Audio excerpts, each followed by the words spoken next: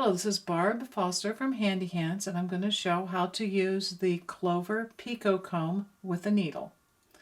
So as you can see, I've got my needle and the Picot Comb. I've got 5 double stitches already on the needle.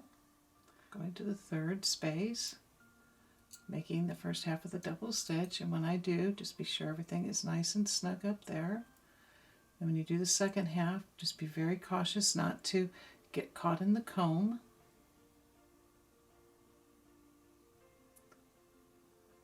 I'm going to the fourth space.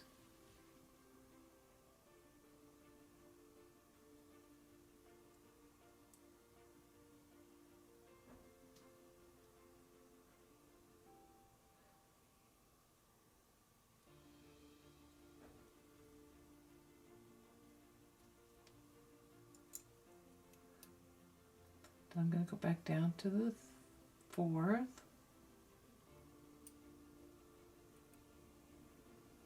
And you will find sometimes that you get a little close to the end, so you can just sort of move everything down a little bit, if that helps. See, now I'm ready to finish my 5 more double stitches. And what I think I'd like to do is I'm just going to go ahead and pull them off because it's going to be easier for me to do that. And then I just lay that down. As you can see, they're all right there.